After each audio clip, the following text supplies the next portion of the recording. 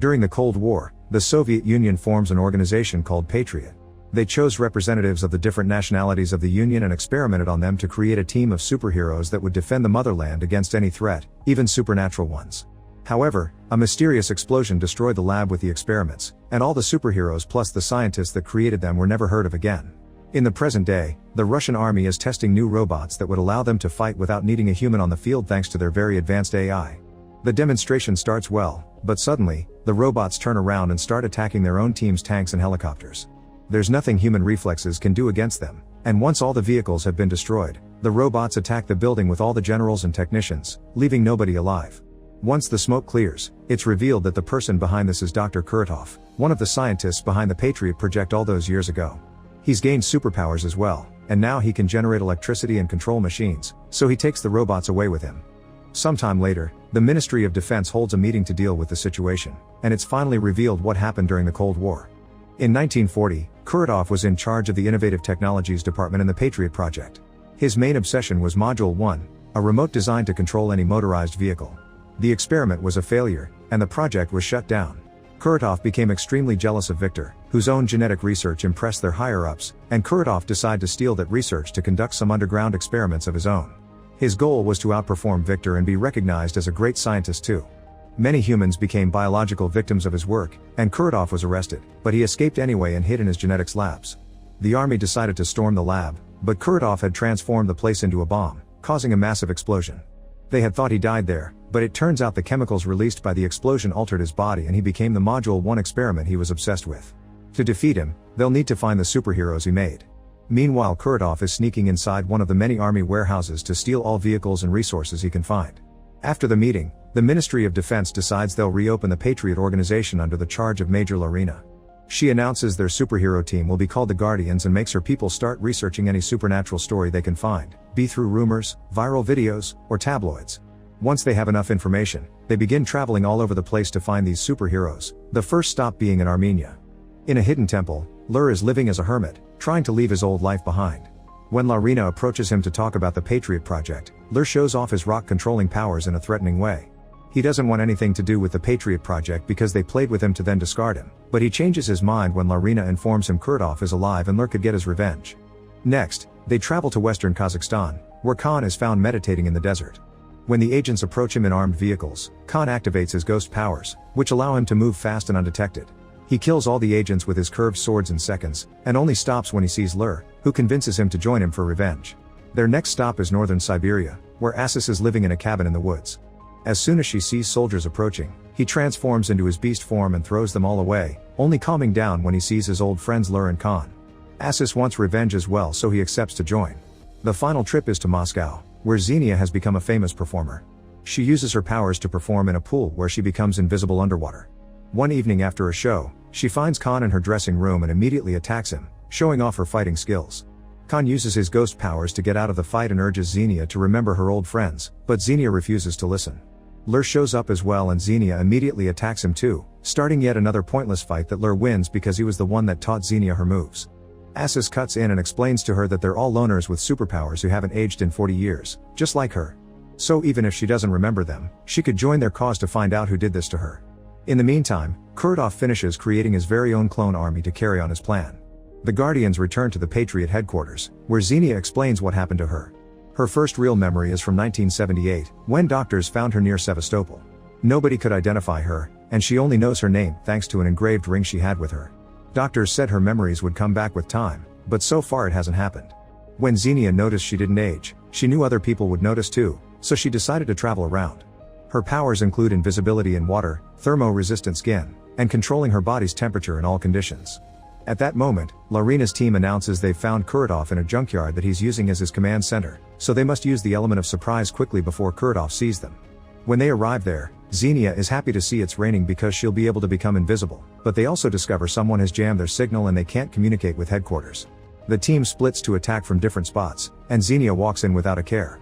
Unfortunately, the guards have special goggles that allow them to see Xenia's body temperature and they immediately use special weapons to freeze her on the spot. Assis and Khan use their powers to kill as many guys as possible, however the guards are expecting this as well. When Khan stops moving, he's hit by a paralyzing dart, and Assis is captured by an unbreakable net. Inside the building, Lur uses a special trick to create a mini earthquake before covering his whole body with rocks. After he's done with the guards around him, Kuratov himself shows up, so Lur begins attacking him. His rocks are merely tickles for Kuratov, who immediately overpowers Lur and breaks his back. Moments later, Kuratov has Lur, Khan, and Asis inside a force field cell and explains he had been expecting them, so he armed his soldiers with the corresponding weapons. As the creator of their powers, Kuratov always knew their weaknesses. He asks the Guardians to join him and gives them 24 hours to think about it, ignoring their claims that death would be preferable to working with him. Asis has a knife that he tries to use, but the force field stops him from moving. Afterward, Kuratov gathers the tanks he stole to start his invasion. Soon the whole city becomes a war zone and the news reports chaos everywhere. They also talk about a stolen space transmitter and the army being completely useless against these attacks. It turns out Kuratov actually made a deal with a spy in the army that got him access to the warehouses and the soldiers that protected his base, and now he intends to use the space transmitter to start his Module 2 project. The plan is to connect the transmitter to the Ostankino Tower and the Federation Tower and send a signal to the Russian satellite, which in return will allow him to control every other satellite and therefore all technology on Earth. When Kuratov begins taking away the towers, his army spy complains because he had been promised things wouldn't get out of control, but Kuratov just kills him. Meanwhile, Larina rescues Lur and takes him back to headquarters. While he recovers, Lur tells Laren that when he passed out he had a vision of his daughter that reminded him of all the good time he had with her and his grandchildren. Lur never aged but his kids did, and while his grandchildren left to travel the world, his daughter grew old and Lur had to watch her die. Sometime later, Larina receives a visit from Victor, Kuratov's old lab partner. Everyone thought he was dead, so Victor explains he's been hiding away all these years and only came out because he saw Kuratov on the news and he knew they would need his help to stop him. Victor immediately begins working on healing Lur and gives Larina the location of Kuratov's secret lab to rescue the others. The team quickly sneaks inside the lab, kills all the guards, and frees the Guardians by simply shooting the keypad that kept the force field up. Khan feels so humiliated though that he just leaves the team. While Kuratov continues to move the towers around the city, Larina has a chat with Asis back in headquarters. Asis confesses he's worried about Xenia, who he has been watching over for a long time. After their initial escape during the war, Asis saw Xenia again 8 years ago, but he realized she didn't remember anything and decided to keep his distance. He also worries about his transformations, which are getting wilder each day and make him afraid of possibly getting stuck in the beast form forever. Larina promises they won't let that happen and that Victor probably can find a cure. Speaking of Victor, he's in the secret lab studying Kuratov's clones when he's suddenly found by Kuratov himself. Still mad over the results of their war experiments, Kuratov accuses Victor of betraying him to work alone and swears he'll make the world see who the real genius is. Then he activates the traps in the lab, releasing a poisonous gas that kills Victor. Afterward, Kuratov goes to check on the installation of the space transmitter with the towers to get it started. The activation of this powerful machine causes Patriot's system to finally detect and understand Kuratov's plan. They send a bunch of fighter jets to stop him, but Kuratov simply makes the army robots shoot them, causing the planes to crash all over the city. This is watched by Khan from the top of a building, and Larina approaches him to see what's wrong. Khan confesses he used to have a brother he idolized because of how good he was as a fighter, but with time, Khan realized he became nothing but his brother's shadow and nobody believed in him. He accepted to be Kuratov's guinea pig to become stronger, and when he gained his powers, he challenged his brother to a fight. However, Khan lost control and killed his brother without meaning to. Larina offers her sympathies, but also reminds him the city needs him. Once all the Guardians are back together and well, Larina announces they've made new suits and weapons for them that fit their powers. Asis gets a cannon with a targeting system that connects directly to his nervous system and picks targets based on where his aggression is focused. When he starts to transform into full beast mode, the cannon then switches to fully automatic. Khan's new suit protects him from all kinds of physical damage, including bullets, blades, and tranquilizer darts. On the spinal area they installed a harpoon and reinforced rope.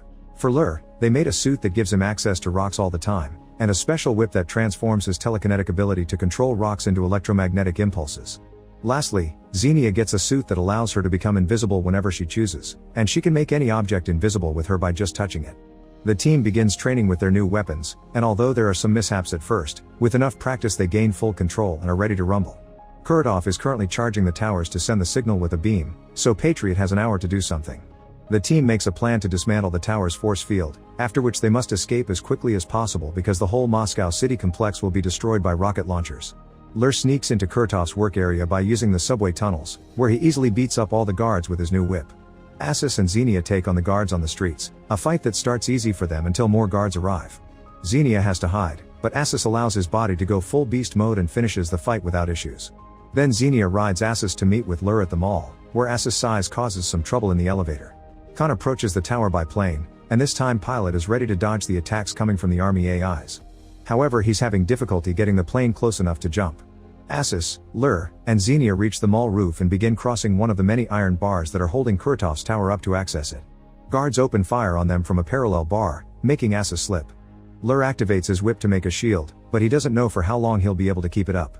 Khan wants to help and decides to jump anyway, making up for the long distance by connecting a grapple line to the tower, which allows him to reach the bar with the guards and slice it to make the men fall.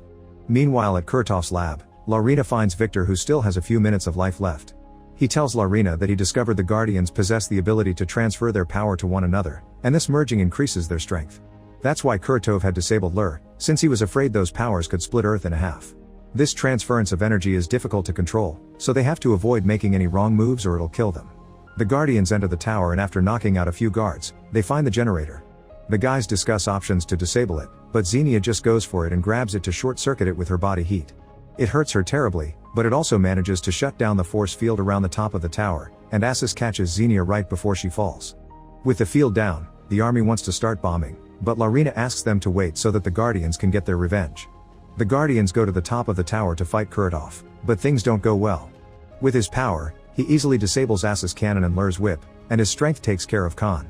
Xenia dodges him just in time and touches Lur to make him invisible, this way he can use his whip again. Kurtov gets captured by the whip and Khan tries to kill him with his blades, but Kurtov is too strong and simply frees himself with a shockwave, pushing everyone back. Next, Kurtov goes after Xenia, causing Asis to leave his cannon behind and enter full beast mode without caring about the consequences. Unfortunately, Kurtov is still strong enough to knock him out with one hit. The army announces they can't wait anymore and sends their vehicles to blow up the area.